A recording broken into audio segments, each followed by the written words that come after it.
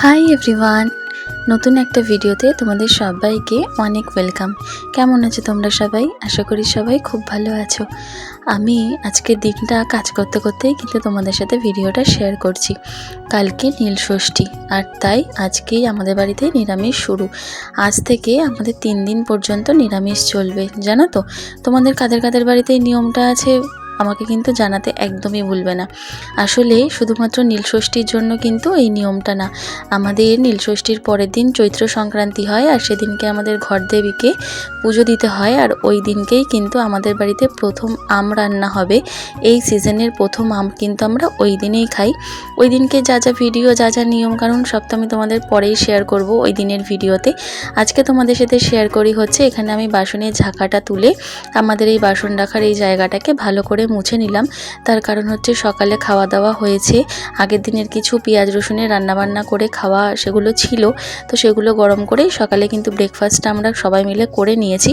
একমাত্র মা খায়নি, কারণ মার আজকে সংযম, তাই। তো তারপর কিন্তু এখানে আমি আবার পরিষ্কার করে সব কিছু মুছে আমি এখানে একটা ধোয়া কিন্তু নাইটি পেতে নিচ্ছি। এখানে যেহেতু বাসনের ঝাঁকাটা থাকে, তাই কিন্তু আমি এখানে নাইটি বা কোনো চাদর টাদর এইসবই পাতি। তো এই জায়গাটা ভালো করে পরিষ্কার করে আমি কিন্তু এখানে সুন্দর করে আবার যেখানে জিনিস সেখানটা কিন্তু সেখানেই রেখে দিলাম পরিষ্কার করে। আর তারপর চলে আসলাম সোজা কী রান্না করেছি সেগুলো দেখানোর জন্য।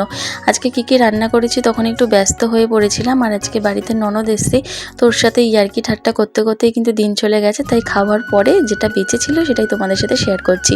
আজকে রান্না করেছি খিচুড়ি, আলু ভাজা, আর এটা আমার ননদ রান্না করেছে টমেটো আর তেঁতুল দিয়ে কিন্তু চাটনিটা দারুণ হয়েছিল খেতে। আর আমাদের কিন্তু ছিল হচ্ছে পাঁপড় ভাজা।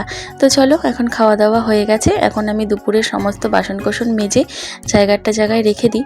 খাওয়া দাওয়ার পর তো বসে থাকার একদমই উপায় নেই, তার কারণ হচ্ছে একের পর এক ওই যে আগের ভিডিওতে বলেছি যে বাড়ির বউদের কিন্তু বসে থাকার একদমই উপায় নেই, একের পর এক কাজ মনে হয় রেডি থাকে। তো এখন দেবো হচ্ছে প্রথমে বাবাকে এখানে সব ফলটা কেটে দিচ্ছি। আজকে একটাই লেবু ছিল, পেয়ারাও ছিল, কিন্তু বাবা বললো যে আর পেয়ারাটা খাবে না, তাই একটা লেবুই দিতে। তাই লেবুটা এখানে কেটে রেখে দিলাম আগে। আর এখন দিচ্ছি বাবাকে দুপুরে খাওয়ার পরে ওষুধ। আমরা যখন যে টাইম পাই তখন সে দিয়ে দিই ওষুধ, কোনো সময় আমি দিই, কোনো সময় মা দিই। বাবাকে এখন নিজের হাতে ওষুধ খেতে দিই না, তার কারণ বাবার একটু যেহেতু চোখের সমস্যা, তাই যদি ভুলভাল ওষুধ খেয়ে নেয় তো তার জন্য এখন আমি বাবাকে ওষুধটা দিয়ে এরপর বাবাকে আমি লেবুটা দিয়ে দেবো। তো চলো, ভিডিওটা এই পর্যন্তই। ভালো লাগলে সাবস্ক্রাইব করো। টাটা।